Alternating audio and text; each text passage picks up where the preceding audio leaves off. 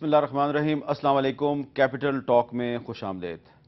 राजा परवेज़ अशरफ को वज़ीर-ए-आज़म बनाने के खिलाफ आज वकला ने पाकिस्तान के काफ़ी सारे शहरों में एहतजाज किया, यौम एहतजाज बनाया। ये यौम एहतजाज कामयाब रहा या नाकाम? और इसके अलावा फैसलाबाद में पाकिस्तान तहरीक इंसाफ के सरबराह इमरान खान ने लोड शेडिंग के खिलाफ एक रैली भी निकाली। दूसरी तरफ आपको पता है कि आज इस्लामाबाद में सुप्रीम कोर्ट ऑफ पाकिस्तान ने एक एनआरओ अमल दरामद केस में 3 रुकनी बेंच जो है उसने वज़ीर-ए-आज़म राजा परवेज़ अशरफ को 15 दिन की मोहलत दे दी है। इस 3 रुकनी बेंच ने कहा है कि 12 जुलाई तक वज़ीर-ए-आज़म राजा परवेज़ अशरफ साहब जो हैं वो स्विस हुकाम को खत लिख दें। अब वज़ीर-ए-आज़म साहब ये 15 दिन की मोहलत में खत लिखते हैं या नहीं, ये एक बहुत ही अहम सवाल है। लेकिन दूसरी तरफ उन्होंने वज़ीर-ए-आज़म बनने के बाद पहला काम ये किया है कि आज बिजली की कीमत में तकरीबन ₹1.5 फी यूनिट इजाफा कर दिया है। कराची इलेक्ट्रिक सप्लाई कॉरपोरेशन के सार्फिन जो हैं वो इस इजाफे से मुस्तस्ना है, लेकिन बाकी पूरा पाकिस्तान जो है उसके लिए राजा परवेज़ अशरफ साहब ने आज बिजली को ₹1.5 महंगा कर दिया है। और इसके साथ ही साथ आप ये भी जानते हैं कि पाकिस्तान को बहुत से एक्सटर्नल थ्रेट्स का सामना है। एक तरफ हम ये अंदरूनी बुरहानों का शिकार हैं और दूसरी तरफ जो हमारी सरहद है उस पर अफगानिस्तान के रास्ते से हमले हो रहे हैं। तो इस क्रॉस बॉर्डर टेररिज्म पर आज आर्मी चीफ इशफाक परवेज़ कियानी ने ईसाफ के कमांडर जनरल जॉन एलन के साथ मुलाकात की और इस मुलाकात में उनसे कहा कि अफगानिस्तान के रास्ते से पाकिस्तान पर हमले रोके जाएं। ये जो उनका मुतालबा है ये कितना अहम है, इस पर हम थोड़ी सी तफसील आपको बताना चाहते हैं, क्योंकि हम पाकिस्तान के जो इस वक्त अंदरूनी मसाइल हैं उन पर बातचीत करते हैं, लेकिन जो एक्सटर्नल थ्रेट्स हैं इस पर भी हमें थोड़ी सी तवज्जो देनी चाहिए कि पिछले साल जो हमारी सलाला चेक पोस्ट पे हमला हुआ था नवंबर 2011 में, इससे पहले भी कई हमले अफगानिस्तान के रास्ते से पाकिस्तान पे हो चुके हैं और पिछले 1 साल के दौरान तकरीबन 13 हमले हो चुके हैं।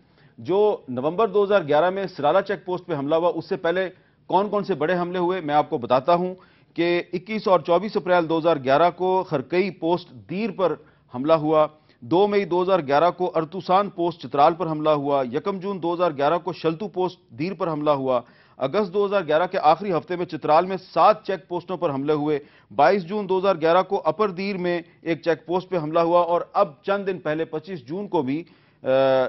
जून 2012 को भी एक बड़ा हमला हुआ जिसमें बहुत से हमारे जो फौजी हैं वो उनको शहीद किया गया और अब तक तकरीबन 105 जो पाकिस्तानी सिक्योरिटी एहलकार हैं उनको शहीद किया जा चुका है जो अफगानिस्तान के रास्ते से हमले हो रहे हैं। तो ये है एक्सटर्नल थ्रेट और दूसरी तरफ जो इंटरनल प्रॉब्लम्स हैं वो हमारे सामने हैं कि वज़ीर-ए-आज़म साहब जो हैं उनको अब 15 दिन दिए हैं सुप्रीम कोर्ट ने, वो बिजली की कीमत में इजाफा कर रहे हैं और वकीलों के साथ साथ अब अपोजिशन जो है वो भी सड़कों पर आने की तैयारी कर रही है। तो इस सूरत हाल पर आज हम गुफ्तगू करेंगे। यहाँ पे स्टूडियो में हमारे साथ मौजूद हैं जनाब एहसन इकबाल साहब, मुस्लिम लीग नून के सीनियर रहनुमा। लाहौर में हमारे साथ मौजूद है मोहतरमा आसमा जहांगीर साहबा, सीनियर कानूनदान। और कराची में हमारे साथ मौजूद हैं जनाब जस्टिस रिटायर्ड फखरुद्दीन जी इब्राहिम साहब, किसी तारुफ के मोहताज नहीं हैं। और इसके अलावा जो आज की वकला की हड़ताल है इस पर हम बात करेंगे जनाब खान साहब से भी। सबसे पहले फखरुद्दीन जी इब्राहिम साहब, मैं आपसे गुफ्तगू का आगाज करूंगा। आप ये बताइए कि अब सुप्रीम कोर्ट ऑफ पाकिस्तान ने नए वज़ीर-ए-आज़म राजा परवेज़ अशरफ को 15 दिन दे दिए हैं कि आप स्विस अथॉरिटीज को खत लिख दें। दूसरी तरफ आज जो लॉयर्स हैं उन्होंने कुछ शहरों में एहतजाज भी किया है। आपको क्या सूरत नजर आ रही है कि क्या ये परवेज़ अशरफ साहब भी गिलानी साहब की तरह डिस्क्वालीफाई हो जाएंगे और वकील जो हैं वो सड़कों पर क्यों आ गए हैं? देखिए, वकील को सड़कों पे आने की कोई ज़रूरत है नहीं भाई। अच्छा, प्रॉब्लम है सिंपल, एक जजमेंट है सुप्रीम कोर्ट का कि आपको ख़त लिखना लाजमी है। अब नए प्राइम मिनिस्टर आए, उनको भी यही कहेंगे कि भाई आप ये ख़त लिखें। हमने बहुत पहले कहा था कि आपको लिखना लाजमी है, हमने ये भी होल्ड कर दिया कि NRO is null and void, तो आप लिख दें लेटर। तो मैं समझता हूँ वही ड्रामा वापस रिपीट होगा, वही उनको कहेंगे कि आप लिखो, वो कहेंगे मैं नहीं लिखूंगा और फिर उनकी छुट्टी हो जाएगी। मगर ये ड्रामे कब तक चलते रहेंगे, मुझे उसकी ज़्यादा फिक्र है। अच्छा, कि मुल्क में देखिए, मैं बताऊं भाई, सबसे मैं बहुत परेशान हूँ। आप अखबार खोले देखें, किल किल किल, मारा मारा। अरे भाई ये क्या लगाया है? Where is law and order? सब बात छोड़ो, इलेक्ट्रिसिटी की बात छोड़ो, सब बात छोड़ो, बात बात पर मारो मारो मारो। अरे ये कहाँ से वेपन्स आ गए भाई लोगों के पास? और गवर्नमेंट क्या कर रही है? आपका अव्वलीन फर्ज है to maintain law and order. Quaid Azam ने कोटा में कहा था, दो चीज कही थी कि देखिए, every government, no government has right to exist if it can not give law and order, पहले। और दूसरा कहा था वो कि मिलिट्री रूल नहीं आना चाहिए, और कुछ मिलिट्री ऑफिसर्स वहां हाजिर थे। तो कायद आजम ने उस वक्त कहा कि no government has a right to exist if it can not give law and order. क्या खुदा के वास्ते हमें लॉ एंड ऑर्डर तो दो। आप क्यों नहीं दे सकते? हमें पूछना है यही। और देखिए, अब खामोश रहने का वक्त नहीं है, अब फ्रीडम ऑफ इंफॉर्मेशन है। आपको, you are entitled to ask questions, जवाब आपको मिलना चाहिए। जवाब नहीं मिलेगा तो आप उनको कहेंगे कि आप गलत कर रहे हैं। अच्छा, और अब तो माशाल्लाह आगे जाके इलेक्शन भी आने वाले हैं। आपने कहा सबसे बड़ा प्रॉब्लम है, ये बहुत से प्रॉब्लम्स है, पर मेरे साथ तो ये जो किलिंग हो रही है, ये पुलिस कहाँ है? ये क्या क्यों नहीं कर रही है? अच्छा, क्यों कर नहीं पाई? आपने कहा फखरुद्दीन साहब, तो आपने कहा है कि वकीलों को भी सड़कों पे नहीं आना चाहिए, तो ये जिन वकीलों ने इस पे कॉल दी थी हम उनसे भी बात करेंगे, लेकिन लाहौर में आसमा जहांगीर साहब मौजूद हैं। आसमा साहब, फखरुद्दीन जी इब्राहिम साहब कह रहे हैं अभी वकीलों को सड़कों पे आने की जरूरत नहीं है, आप उनसे इत्तेफाक करेंगी या आप इख्तिलाफ करती हैं? बिल्कुल, मैं उनसे इत्तेफाक करती हूँ। मैं समझती हूँ कि हमारा कोई कॉज नहीं है, खामखा में एक कॉज बनाया जा रहा है। और आज की भी आप जो हड़ताल की बात कर रहे हैं, मैं आपको दावे से कहती हूँ सुप्रीम कोर्ट बार में या सुप्रीम कोर्ट में कोई हड़ताल नहीं हुई, और जहाँ पे हाई कोर्ट्स हैं, ज़्यादातर हाई कोर्टों में कोई हड़ताल नहीं हुई। अलबत्ता कुछ जजों ने ज़रूर हड़ताल की कि वो जाके अपने चेम्बर्स में बैठ के, और चेम्बर्स में उन्होंने बाकायदा केसेस सुने हैं। हाँ, डिस्ट्रिक्ट कोर्ट्स में हड़ताल हुई कुछ, और काफ़ी हुई। तो मैं ये समझती हूँ कि मसला क्या है, मुझे तो अभी ये नहीं समझ आ रही। कभी कहते हैं कि हम ये बिजली के बहरान के ऊपर कर रहे हैं, कभी कहते हैं कि अदलिया की यकजहती है। तो अदलिया कहाँ जा रही है, कहाँ भागी जा रही है, जिसके, और उसको कौन हटा रहा है? आजकल तो अदलिया लोगों को हटा रही है, तो हम किसकी यकजहती के लिए कर रहे हैं? अदलिया का जजमेंट आया, वो इम्प्लीमेंट हुआ, तो मुझे समझ नहीं आ रही यकजहती हम किस लिए, किसके साथ कर रहे हैं? अरसलान के साथ कर रहे हैं, अदलिया के साथ कर रहे हैं, जाने वाले प्राइम मिनिस्टर के साथ कर रहे हैं? मुझे कुछ समझ नहीं आई इस हड़ताल की। अच्छा जी। तो मैं तो कम से कम समझती हूँ, क्योंकि देखें, और दूसरी बात ये है कि बार एसोसिएशंस के जो नुमाइंदे हैं, मुंतखब नुमाइंदे, उन्होंने कल की दी, और जो नॉन मुंतखब नुमाइंदे हैं आज की दी। नतीजा ये होगा, ना आज कुछ हुआ और ना कल कुछ होगा। अच्छा, हम हामिद खान साहब एडवोकेट, जिन्होंने हड़ताल की कॉल की हमायत की थी, उनसे बात करने की कोशिश कर रहे हैं, हमारा उनसे राब्ता नहीं हो रहा। लेकिन एहसन इकबाल साहब, आज इमरान खान साहब ने भी एक रैली से खिताब किया है फैसलाबाद में। मैं चाहता हूं जरा आप उनकी जरा बात सुन लें, इमरान खान साहब की। सुनिए जरा इमरान खान साहब ने आज फैसलाबाद में क्या कहा। आज 13 रुपए यूनिट है। नौजवानों, खास तौर पे नौजवानों और ताजरों, आज दिन तरीके के साथ निकलना और इंशाल्लाह तैयारी करें, इस्लामाबाद का रुख करेंगे। राजा सेंट्रल वजीर आजम मंजूर है। तो इमरान खान साहब फैसलाबाद में नौजवानों से कह रहे थे कि इस्लामाबाद की तरफ मार्च की तैयारी करो। एहसन इकबाल साहब, इमरान खान साहब ने तो इस्लामाबाद की तरफ मार्च की तैयारी का हुक्म दे दिया है, मुस्लिम लीग नून भी इस्लामाबाद की तरफ मार्च की तैयारी करेगी? देखिए, पाकिस्तान मुस्लिम लीग नून तो बहुत देर से बिजली के ऊपर हम न सिर्फ फैसलाबाद में बल्कि पूरे मुल्क के अंदर एहतजाज कर रहे हैं। और जो आपने प्रोग्राम के शुरू में बात की, देखिए हामिद, इस वक्त पाकिस्तान अपनी तारीख के नाजुक तरीन बहरानों से गुजर रहा है, और ये सबसे बड़ा जो बुनियादी हमारा बहरान है वो हमारी इकॉनमी का है। और मैं कोई मिसाल गलत है वो देना नहीं चाहता। यूगोस्लाविया अगर आप देखें, उसको जब टुकड़े टुकड़े किया गया तो उसके ऊपर जो वार किया गया वो उसकी इकॉनमी के जरिए, उसको कर्जों में फंसा दिया गया और इन्फ्लेशन अनलीश कर दी गई, ग्रोथ खत्म हो गई और वो हिस्से बखरे होके गिर गया। आज बिल्कुल वही तमाम जो फार्मूले हैं वो पाकिस्तान के ऊपर हैं। ये एक ऐसा मौका था कि हमें मुल्क के अंदर एक यकजहती की जरूरत थी, گڈ گورننس کی ضرورت تھی، ایک ایسی حکومت کی اور لیڈرشپ کی ضرورت تھی کہ جس کے پاس ویژن ہوتا کہ ہم نے نہ صرف ملک کے اندر کے جو خطرات ہیں بلکہ ہمارے خطے میں اتنی بڑی تبدیلیاں ہو رہی ہیں، ان کو اندازہ نہیں ہے کہ 2014 کے بعد اس خطے میں کیا ہونے جا رہا ہے۔ وہاں پر ایک وار اکانومی چل رہی ہے، اور اگر اس وار اکانومی کو ایک پیس اکانومی نہیں بنایا گیا تو کئی لاکھوں کی تعداد میں پھر افغانی پاکستان کی طرف ہجرت کریں گے روزگار کے لیے، اور اس کے اپنے مسائل پیدا ہوں گے۔ یہ ایک بہت بڑا المیہ ہے کہ اس موقع پر دیکھیے پاکستان کے اندر ترجیحات کیا ہیں۔ وزیر اعظم صاحب جنہیں آج ساری دنیا رینٹل راجہ کہتی ہے، ان کی نمبر 1 پرائرٹی کیا ہے کہ وہ کاف لیگ کے ساتھ 21 وزارتوں کی بندر بانٹ کر رہے ہیں۔ نمبر 2 پرائرٹی کیا ہے کہ ایم کیو ایم کی لیڈرشپ اور وہ مل کر یہ باتیں کر رہے ہیں کہ جناب وہ ہمارے چونکہ چند ممبران ڈیول سٹیزن شپ کے اوپر ہیں تو آپ ان کا ایک قانون لے کر آئیں۔ کسی کو بجلی کی فکر نہیں ہے، کسی کو مہنگائی کی فکر نہیں ہے، کسی کو ملک کے اندر لاشیں جو گر رہی ہیں اس کی فکر نہیں ہے، وہ ہے۔ تو یہ جو ساری صورتحال ہے اس میں ہمارا موقف بہت واضح ہے، اور ہم اسی لیے ڈیمانڈ کر رہے ہیں کہ ایک ہی حل ہے۔ آپ انارکی کی طرف جانے کی بجائے چاہے مسلم لیگ نون لوگوں کو اسلام آباد کی طرف لے کے جائے، چاہے عمران خان لے کر جائے، کیا ایک سول وار ہم چاہتے ہیں، ایک ہی حل ہے کہ اس ملک میں فوری طور پہ ارلی الیکشن ہو تاکہ ایک پیسفل ڈیموکریٹک چینج آ سکے۔ تو پیسفل ڈیموکریٹک چینج کے لیے ارلی الیکشن کے لیے اسلام آباد کی طرف لانگ مارچ کریں گے آپ؟ اگر حکومت نے ان چیزوں کو نہیں مانا تو پھر بالآخر اس ملک کو آج عمران خان صاحب جو ہے انہوں نے زیادہ تنقید جو ہے وہ راجہ پرویز اشرف صاحب پہ اور زرداری صاحب پہ کی ہے، آپ کی طرف ذرا ان کا چلیں شکر ہے فار اے چینج انہوں نے رخ سخن کم ہو گیا ہے، توپوں کا رخ موڑا ہے ذرا، ورنہ اس سے پہلے تو ہم ہی ان کی ہٹ لسٹ۔ اچھا آسمہ جہانگیر صاحبہ، چند دن پہلے جب راجہ پرویز اشرف صاحب اسمبلی سے 211 ووٹ لے کے وزیر اعظم منتخب ہوئے تھے تو آپ نے فوری طور پر ہمارے پروگرام میں آپ نے ان کو مشورہ دیا تھا کہ پلیز اب اپنی کیبنٹ کو چھوٹا رکھیے، لیکن انہوں نے کیبنٹ چھوٹی نہیں رکھی، بہت بڑی کیبنٹ بنا دی ہے۔ تو آپ کو کیا ابھی بھی کوئی امید ہے ان سے وابستہ پرویز اشرف صاحب سے؟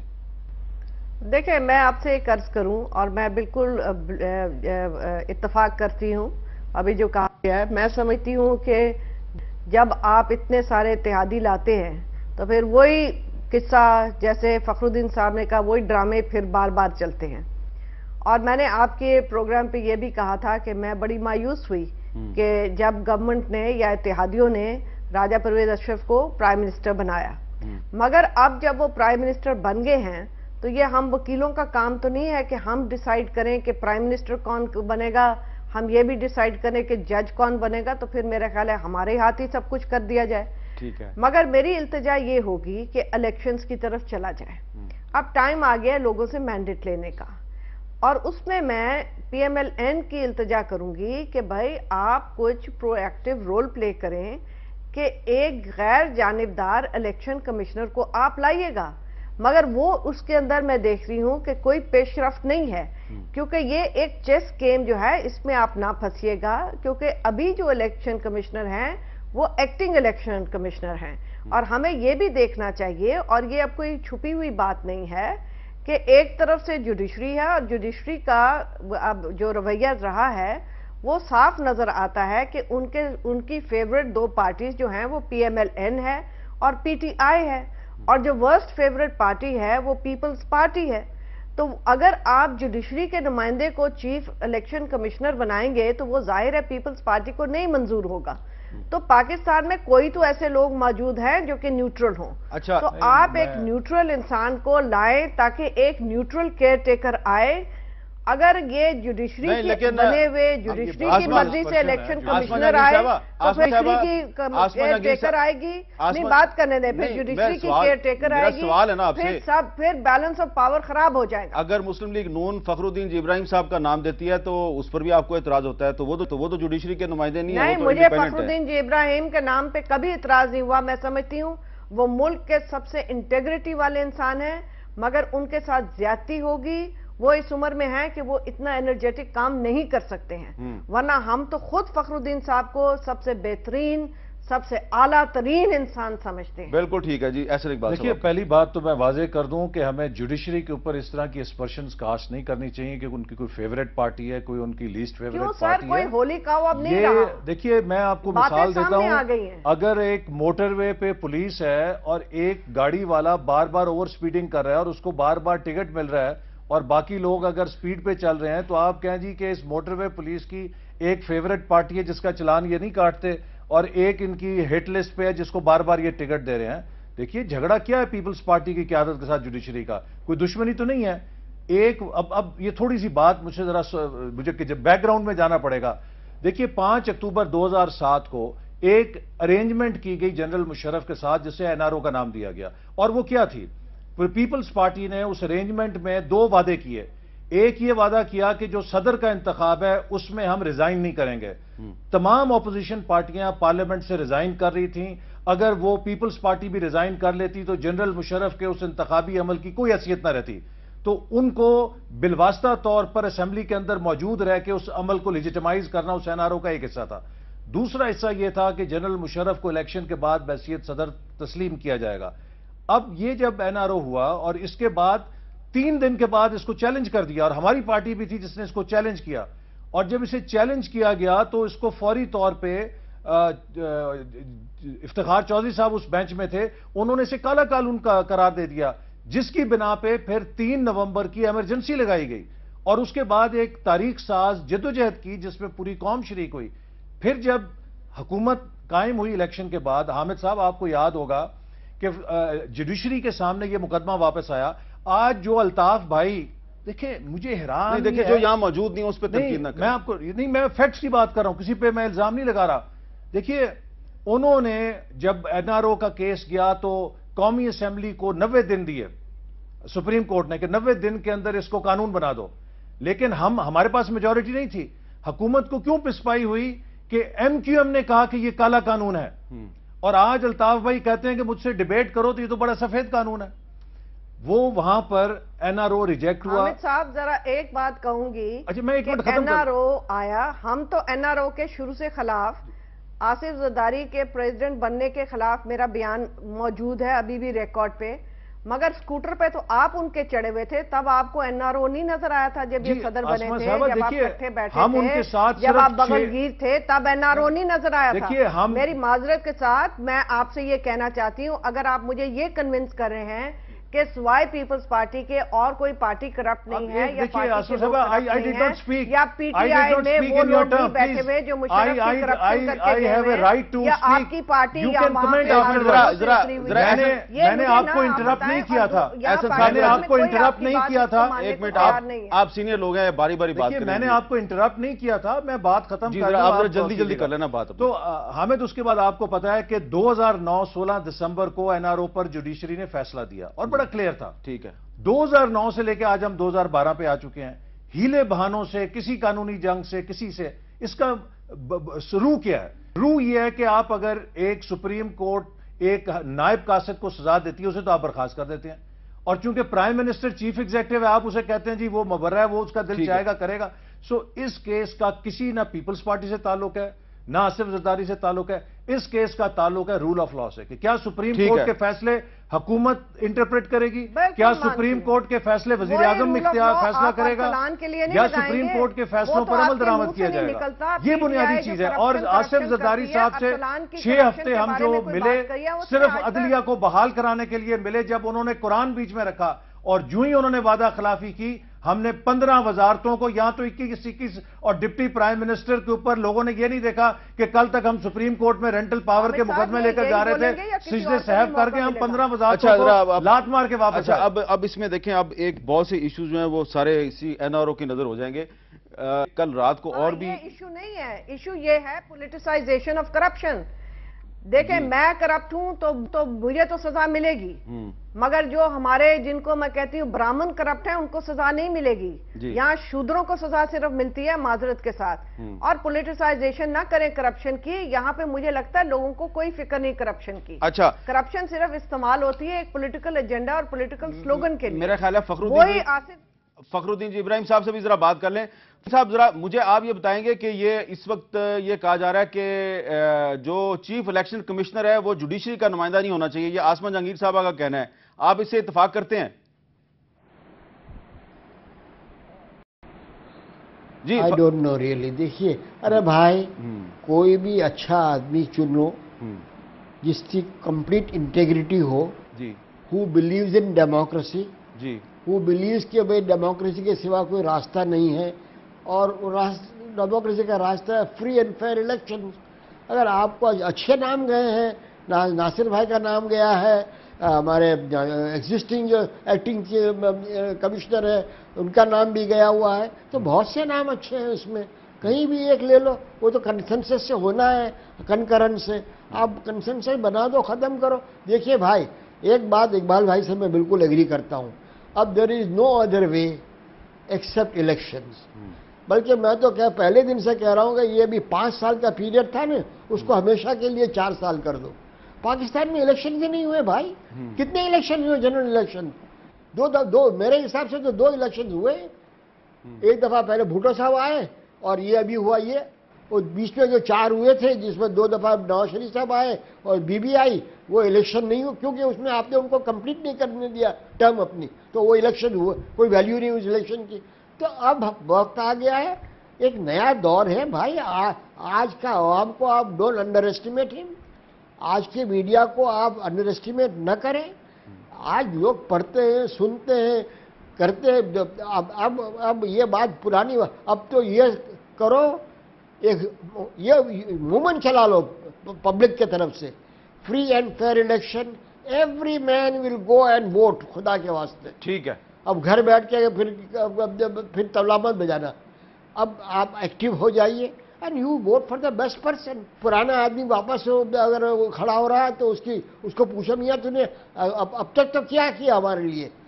हमारा नुमाइंदा था, तो आपने क्या किया हमारे लिए? एक दफ़ा भी मीटिंग बुलाई, कॉन्स्टिट्यूंसी में आप आए, हमारे साथ बात की, बात करो ना। भी तो अब सिवाय election there is no other way.